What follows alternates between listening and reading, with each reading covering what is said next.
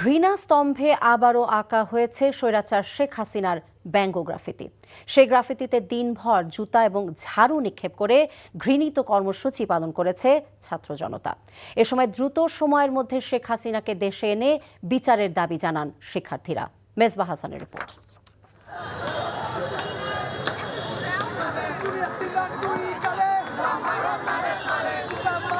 ক্ষোভ আর ঘৃণার বহিঃপ্রকাশ। ১৬ বছরের স্বৈরশাসক শেখ হাসিনা যে কতটি ঘৃণিত হয়েছে এই প্রজন্মের প্রতিবাদের ভাষা সেটিই মনে করিয়ে দেয়। ক্ষমতার জৌলুস সময়ে শেখ হাসিনাকে স্মরণ করে রাখতে মেট্রো রেলের স্তম্ভে আঁকা শেখ হাসিনার ছবি। ছাত্র জনতার অভ্যুত্থানের শত সহস্র মানুষকে গুলি করে হত্যা ও পঙ্গু করে দেওয়ার ঘটনায় ঘৃণার প্রতীকে পরিণত হয় শেখ হাসিনা। জৌলুস ছাপিয়ে ব্যঙ্গচিত্রে পরিণত হয় শেখ হাসিনার সেই ছবি, যা রূপ নেয় ঘৃণাস্তম্ভে। ৫ই আগস্টের ৩ মাসের মাথায় ঘৃণাস্তম্ভ মুছে ফেলে বিশ্ববিদ্যালয় প্রশাসন। প্রতিবাদে গভীর রাতে ফুঁসে ওঠে ছাত্র জনতা।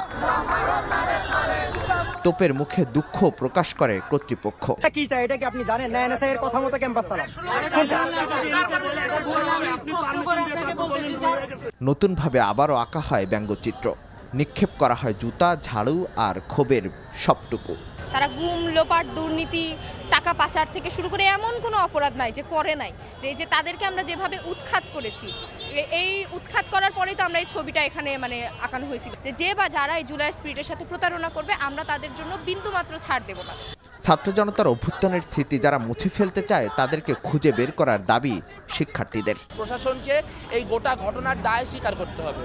প্রশাসনের তরফ থেকে কোনো কথা স্পষ্ট বলা হচ্ছে না। তারা একবার আমাদেরকে বলে গিয়েছেন যে এটা নাকি তারা আপনার কি বলে এনএসআই এর চাপে করেছেন। যদি কেউ কোনো প্রকার না বোঝেন যে এইটা একটা গুরুত্বপূর্ণ ঘটনা, তাহলে তো আসলে তার এখানে থাকার কোনো রকম যোগ্যতা নেই। ফেসিবাদের বিরুদ্ধে এই ঘৃণাস্তম্ভ হয়ে থাকবে কালো অধ্যায়ের ক্ষতচিহ্ন হয়ে। Mezba Hasan, NTV news.